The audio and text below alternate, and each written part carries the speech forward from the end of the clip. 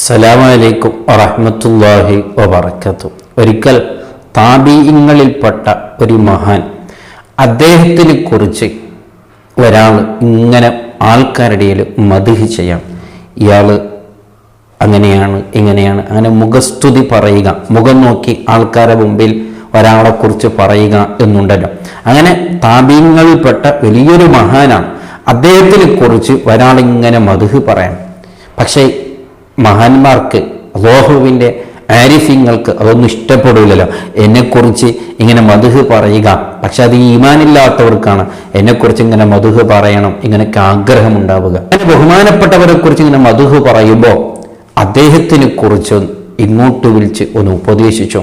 അല്ല, എന്നെക്കുറിച്ച് ഞാനൊരു നല്ലവനാണെന്ന് നിങ്ങൾ പറയുന്നുണ്ടല്ലോ, എന്ത് അടിസ്ഥാനത്തിലാണ് ഞാനൊരു നല്ലവനാണെന്ന് നിങ്ങൾക്ക് എങ്ങനെയാണ് മനസ്സിലായത്?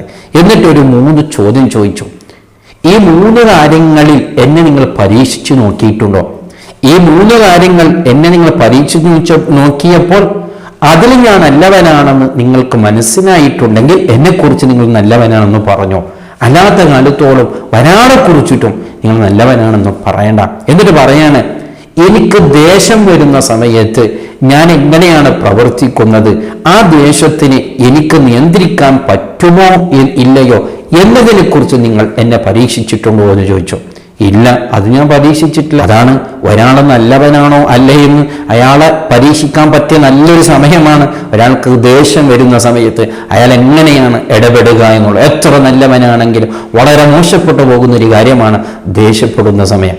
അങ്ങനെ രണ്ടാമതായി ബഹുമാനപ്പെട്ടവർ ചോദിച്ചു, എന്നെ കൂടെ നീ സഫർ ചെയ്തിട്ടുണ്ടോ, യാത്ര ചെയ്തിട്ടുണ്ടോ എന്ന് ചോദിച്ചു. അങ്ങനെ ഇല്ല എന്ന് പറഞ്ഞു. പിന്നെങ്ങനെ എന്നെക്കുറിച്ച് ഇനി നല്ലവനാണെന്ന് പറയുക? ഒരാളെക്കുറിച്ച് നല്ലവനാണോ എന്ന് പരീക്ഷിക്കാൻ അയാളെ കൂടെ ഒരു 2-3 ദിവസം യാത്ര പോയാൻ പറ്റും. യാത്ര പോയാൽ മനസ്സിലാകും അയാളുടെ ജീവിതത്തിൽ അയാൾ മൊത്തം എന്താണെന്ന് ആ യാത്രയിലൂടെ നമുക്ക് മനസ്സിലാക്കാൻ പറ്റും. അല്ലാതെ കേവലം ഒരു ചില നിമിഷങ്ങൾ കണ്ടതും കൊണ്ട് ഒരാൾ നല്ലവനാണെന്ന് പറയാൻ പറ്റൂല.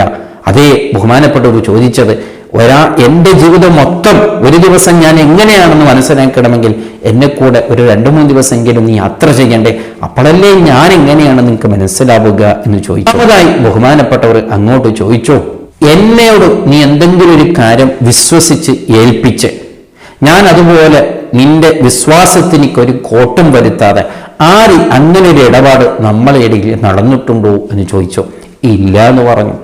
അപ്പോൾ ഒരാളെ പരീക്ഷിക്കാൻ പറ്റിയ 3ാമതൊരു കാര്യമാണ്, ഒരാളെ വിശ്വസിച്ച് ഒരു വാക്കോ അല്ലെങ്കിൽ എന്തെങ്കിലും ഇടപാടോ ചെയ്ത് അതിന് ഒരു നിലക്കും അദ്ദേഹം കോട്ടം വരുത്താതെ അങ്ങനെ ഒരു വിശ്വാസമുള്ള ഒരാൾ ആയിത്തീരുക. അത് വല്ലാത്തൊരു വിഷയമാണ്. കുറേ ആൾക്കാർ അവിടെയാണ് അദ്ദേഹത്തിൻ്റെ സ്വഭാവം തിരിച്ചറിയുക. അങ്ങനെ ബഹുമാനപ്പെട്ടവർ അദ്ദേഹത്തിനോട് ചോദിച്ചു, ഈ 3 കാര്യങ്ങൾ എന്നെ നീ പരീക്ഷിച്ചിട്ടുണ്ടോ? ഇല്ല എന്ന് പറഞ്ഞു. അപ്പോൾ ഈ 3 കാര്യം എന്നെക്കുറിച്ച് നീ പരീക്ഷിക്കാത്ത കാലത്തോടും ഞാനൊരു നല്ലവനാണെന്ന് നീ പറഞ്ഞു പോകരുതേ എന്ന് ബഹുമാനപ്പെട്ടവർ പറയണം. അപ്പം ഇതിൽ നിന്ന് എന്താ മനസ്സിലാക്കേണ്ടത്? നമ്മൾ ഒരു നല്ലവനാണെന്ന് അറിയപ്പെടുന്നത് ഈ 3 കാര്യങ്ങളിലാണ്. ഈ 3 കാര്യങ്ങൾ നമ്മൾ നല്ല നിലക്ക് അതിനെ കൈകാര്യം ചെയ്യാൻ നമ്മളെ കൊണ്ട് സാധിക്കുന്നുണ്ടെങ്കിൽ നമുക്ക് നമ്മളെക്കുറിച്ച് തന്നെ പറയാം, ഞാനൊരു നല്ലവനാണ്. അത് ഇവരോട് പറയാമെന്നല്ല, പക്ഷെ എന്നാലും അതത്രമാത്രം എളുപ്പമുള്ള വിഷയമല്ല. ദേഷ്യം വരുന്ന സമയത്ത് നിയന്ത്രിക്കുക. ഒരു സഫറിൽ നമ്മൾ എന്താണെന്ന് അപ്പോഴാണ് മനസ്സിലാക്കുക. അതേ വിശ്വസിച്ച് ഒരാളെ നമ്മളെ കാര്യം ഏൽപ്പിക്കുമ്പോൾ അത് വേണ്ടതുപോലെ അത് വിശ്വസിച്ച് ചെയ്യാൻ നമ്മളെ കൊണ്ട് സാധിക്കുന്നുണ്ടോ ഇല്ലേ, അവിടെയാണ് ഒരാൾ നല്ലവനും അല്ലാത്തവനും വേർതിരിഞ്ഞ് മനസ്സിലാക്കാൻ പറ്റുക. അല്ലാഹു സുബ്ഹാനഹു വ തആല നമ്മളെ നല്ല സ്വഭാവങ്ങൾ നൽകി അല്ലാഹു നമ്മെ അനുഗ്രഹിക്കട്ടെ. അസ്സലാമു അലൈക്കും വറഹ്മത്തുള്ളാഹി വബറകാതുഹു.